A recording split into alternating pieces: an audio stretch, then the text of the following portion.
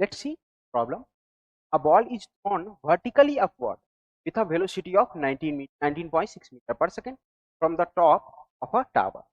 The ball strikes the ground after 6 seconds. The height from the ground up to which the ball can rise is k by 5 metre. एक ही value निकालनी है.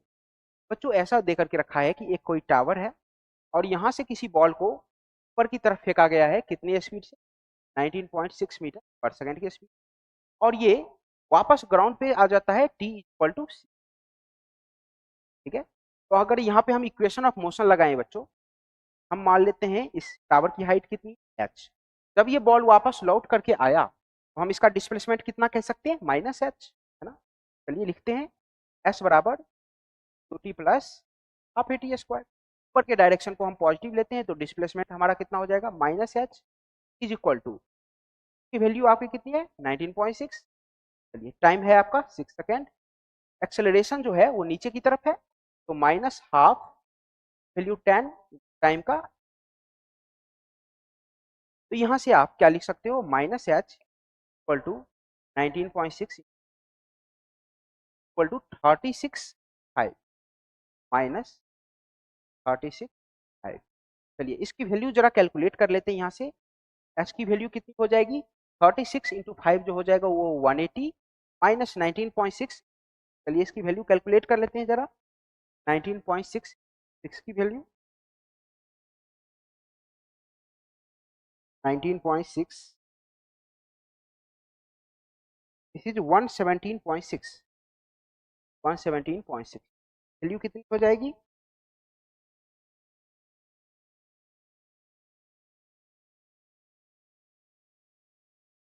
62.4. Height जो हो जाएगी वो कितनी हो जाएगी 6.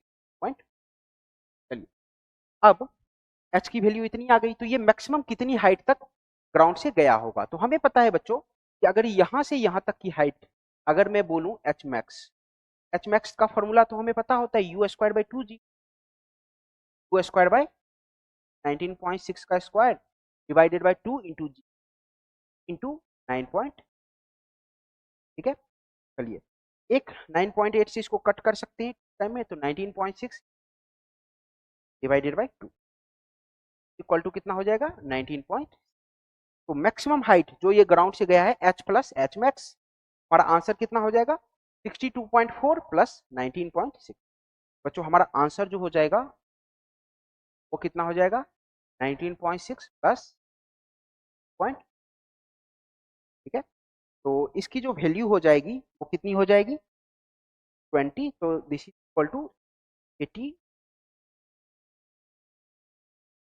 अब ये k बाई 5 के फॉर्म में लिखा गया है 82 इक्वल टू k बाई 5. तो k की वैल्यू कितनी हो जाएगी यहाँ से हम लिखते हैं k by 5 equal to 82. k की वैल्यू कितनी हो जाएगी 410. k का मान कितना आ जाएगा 410. हमारा आंसर कितना हो जाएगा आंसर जो हो जाएगा वो 400. तो कॉन्सेप्ट हमने यूज किया यहाँ पे h बराबर 2t प्लस हाफ